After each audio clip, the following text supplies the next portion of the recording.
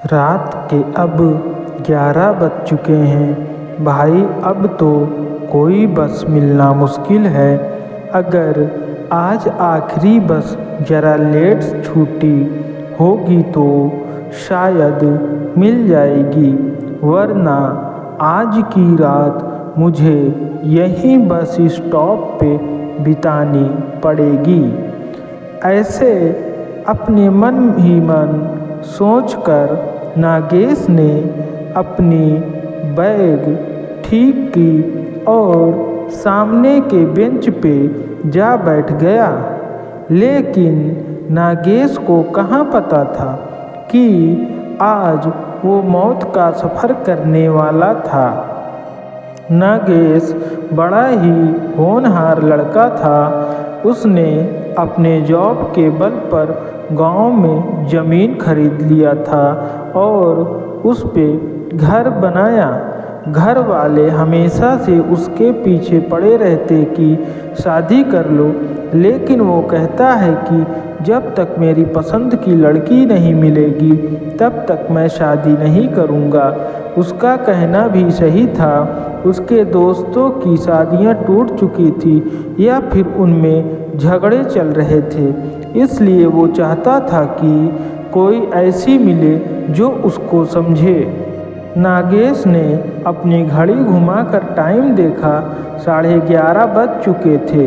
अब उसने बस आने की आस खो दी, लेकिन तभी सामने से हॉर्न मारते हुए एक बस आई। शुक्र है बस आई तो, नागेश ने अपने आप से कहा। कंडक्टर ने दरवाज़ा खोला और नागेश बस के पीछे के दरवाजे से अंदर गया। टिकट निकली और वो आराम से बैठ गया, लेकिन कंडक्टर ने कहा ये बस आज रास्ते में ही रुकेगी, आखिरी स्टॉप पे नहीं जाएगी। आपको बीच से कुछ इंतज़ाम करना होगा। इसके इंजन में खराबी है, बहुत गर्म हो चुका है। नागेश को और पसीना चालू हुआ। रात बढ़ रही थी, लेकिन परेशानी खत्म होने का नाम नहीं ले रही थी। जो होगा अब देखा जाएगा, ये सोच के नागेश खिड़की के बाहर देखने लगा। ठंडी हवा अंदर आ रही थी, काफ़ी अच्छा लग रहा था। उसने सामने बस में देखा तो कंडक्टर के पीछे कोई बैठा था। उसने खड़े होकर देखा तो वो एक औरत थी। इतनी रात को इस रास्ते पे कोई औरत को नागेश ने इसके पहले कभी देखा नहीं था। उसने सोचा कि ड्राइवर या कंडक्टर का कोई रिश्तेदार होगा। अब नागेश को खुद नहीं पता था कि बस आगे जाकर कहाँ छोड़ने वाली थी। अब 12 बज चुके थे। बस एक जगह जाकर रुक गई, आवाज़ करके रुकी। ड्राइवर बोला, अब यहाँ से बस आगे नहीं जाएगी, तुम उतरकर अपना जाने का जुगाड़ देख लो। नागेश का घर आने को अभी कम से कम 10 मील का फासला था और रास्ते से घना जंगल। पैदल जाना खतरे से खाली नहीं था।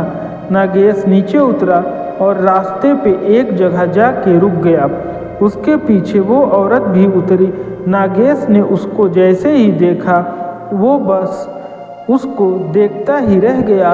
वो बोला कि खूबसूरत थी। वो एक लड़की थी। उसको देखकर नागेश अपनी घर जाने की परेशानी भूल गया। वो तो उसको देखता ही रह गया। उसको भी कुछ ऐसी ही किसी खूबसूरत लड़की की तलाश थी।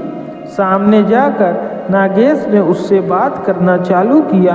आप इतनी रात को कहाँ जा रही हैं? ये बस वाले भी ना ऐसे बीच रास्ते में ही उतार दिया। उस लड़की ने एक बार नागेश को देखा। उसकी आंखें बहुत ही खूबसूरत थी। नागेश उसकी आंखों में खो गया। कुछ बोल पाता तभी उस लड़की ने कहा, मेरा घर यहाँ से पास में है, पैदल जा सकते हैं। अगर आप चाहो तो मेरे घर चल सकते हो। नागेश ने सोचा एकदम से कोई उसको घर चलने के लिए कह रहा है। वो जरा संभल गया। उसने कहा, नहीं, मैं यहीं रुकता हूँ, कोई मिल जाएगा तो मैं अपने घर तक चला जाऊँगा, बेवजह आपको तकलीफ़ होगी।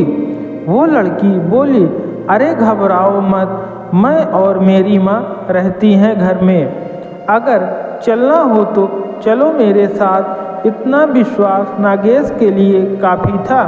वो उसके पीछे चल पड़ा। घना जंगल और कच्चा रास्ता। नागेश ने चप्पल पहनी थी, उसको जल्दी चलना मुश्किल हो रहा था। काफ़ी दूर जाने के बाद अब नागेश के पैर गीली मिट्टी में फंसने लगे। रास्ते में दोनों ने बिल्कुल भी बात नहीं की। अचानक नागेश की चप्पल कीचड़ में अटक गई। वो निकलने के लिए अपने मोबाइल का टॉर्च चालू करके नीचे झुका और चप्पल को हाथ में लेकर खड़ा हुआ। सामने भयंकर अंधेरा था, कुछ भी दिख नहीं रहा था। पीछे वो रास्ता जहाँ से बस छोड़कर आया था, और ना ही वो लड़की जिसके पीछे वो यहाँ तक आया था। उसने आवाज़ लगानी चाहिए, लेकिन आवाज़ क्या देता और किसको? वो नाम भी तो नहीं जानता था उस लड़की का। हे भगवान, अब मैं क्या करूं, कहाँ जाऊं? नागेश खुद को कहने लगा। नागेश ने अपने मोबाइल में देखा, अब तो बैटरी भी नहीं है ज़्यादा और नेटवर्क भी नहीं था। उस जंगल में लाइट लगाने के लिए काम आएगी सोचकर उसने मोबाइल को बंद किया, लेकिन आजू बाजू देख के पता चल रहा था कि कोई जंगली जानवर नज़दीक आ रहे हैं। उसने चढ़ने लायक एक पेड़ देख लिया और उस पर चढ़कर बैठ गया। वहाँ उसको कोई खतरा नहीं था। अपनी बैग लेकर वो एक टहनी पर बैठ गया। नींद आ रही थी, लेकिन वो लड़की का चेहरा सामने आ रहा था और डर रहा था कि अगर सो गया और नीचे गिर गया तो लेने के देने पड़ जाएंगे। इसलिए आंखें फाड़ के उल्लू की तरह जग रहा था। नीचे खूंखार जंगली सुअर घूम रहे थे। अच्छा हुआ वो ऊपर था, वरना क्या होता पता नहीं। थोड़ी देर बाद चिड़ियों की आवाज़ से समझ गया कि अब सुबह होने वाली है। अब उसका डर थोड़ा कम हुआ। थोड़ा उजाला आते ही उसने वो लड़की का घर तलाश करने निकल गया। काफ़ी दूर जाने के बाद एक घर दिखा, जरा पुराना सा था। नागेश ने देखा कि अब सामने जंगल थोड़ा कम है, और थोड़ा सामने जाकर देखा तो बहुत कुछ और भी घर दिख रहे थे। शायद कोई गांव था। वो वापस उसी घर की तरफ आया। बाहर से आवाज़ लगाई, कोई जवाब नहीं आया। उसने खिड़की से झांक कर देखा। दीवार पर कुछ फोटो थे पुराने। उसमें वो लड़की थी जो कल रात को मिली थी। उसने कहा था कि उसकी माँ भी यहीं रहती है, लेकिन वो तो कहीं नहीं दिखी। नागेश के मन से वो लड़की भूली नहीं जा रही थी। वो उसी घर के बाहर उसका इंतज़ार करते रुक गया। तभी कुछ भेड़ बकरियां लेके एक आदमी आया। नागेश ने उसको देख के उसका पास आते ही सवाल किया, अरे भाई, तुम वो सामने वाले गांव से हो क्या? जंगल में सुनसान जगह पर एक आदमी देखकर वो बकरियां वाला चौंक गया। उसने कहा, साहब आप कौन हो और यहाँ कैसे? रास्ता भूल गए क्या? नागेश ने कहा, हाँ भाई, कल रात को यहाँ तक आ गया हाईवे से। यहाँ एक लड़की रहती है, मुझे उसके बारे में जानना था। क्या तुम जानते हो कहाँ? यहाँ इस घर में मैंने तो कभी नहीं देखा। मैं यहाँ आते रहता हूँ, बकरिया वाला बोला। नागेश को लगा शायद ये जानता नहीं, इसलिए ऐसे बोल रहा है। उसके जाने के बाद नागेश ने वहीं रुककर उस लड़की का इंतज़ार करना बेहतर समझा। उसको बहुत भूख लग रही थी, लेकिन उस लड़की के सामने उसको और कुछ सूझ नहीं रहा था। शाम होने को आई। वो बकरियां वाला वापस जाते हुए नागेश से मिलने आया और पूछा, साहब कोई आया क्या? आप बेवजह रुके हुए हो, यहाँ कोई नहीं रहता। नागेश सोचने लगा कि अगर यहाँ कोई नहीं रहता तो फिर वो कौन है जो फोटो में है और मुझे यहाँ तक लेकर आई। मुझे देखना है कि वो कौन। कुछ देर बाद रात भी हुई। इतनी देर से ना वो लड़की आई और ना ही उसकी माँ। अब नागेश से रहा नहीं गया, लेकिन वापस जाना मुश्किल था, इसलिए उसने वहीं के एक पेड़ का सहारा लिया और चढ़ के बैठ गया। घना अंधेरा छाने लगा। वो सामने घर दिख रहा था। नागेश अब घर से जरा दूर था। बाहर उल्लू आवाज़ कर रहे थे। जरा सी आवाज़ पर झट से गर्दन मुड़ जाती थी। खुद की सांस और धड़कन भी नागेश को अब महसूस होने लगी थी। तभी अचानक सामने से सफ़ेद कपड़ों में वो लड़की आते हुए दिखी। उसको देखकर नागेश को बड़ा अच्छा लगा। चलो, जिस बात के लिए वो कल से यहाँ बैठा है उससे मिलना तो हो जाएगा।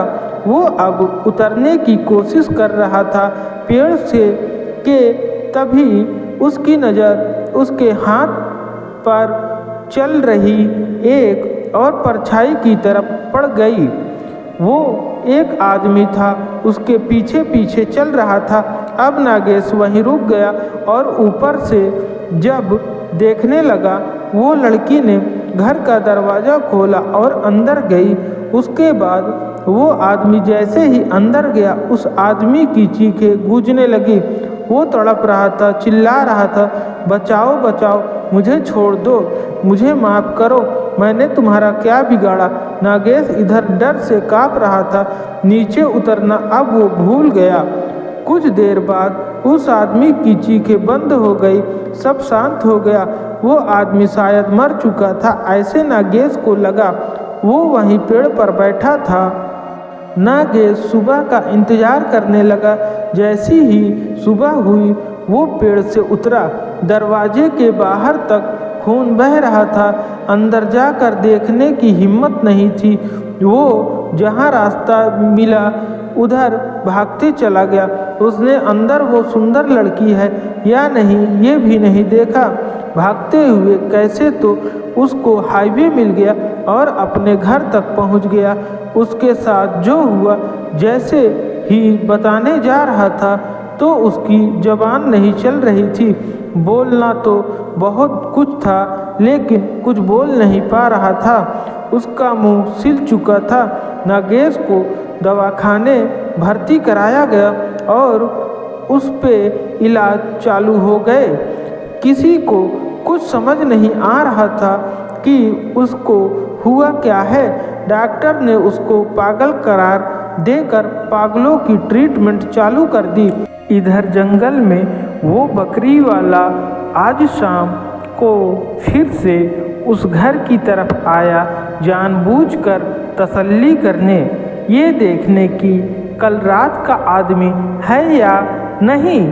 बाहर खून बह रहा था और अंदर झांक कर देखा तो वो भयंकर नज़ारा देखकर उसको भागना तक नसीब नहीं हुआ।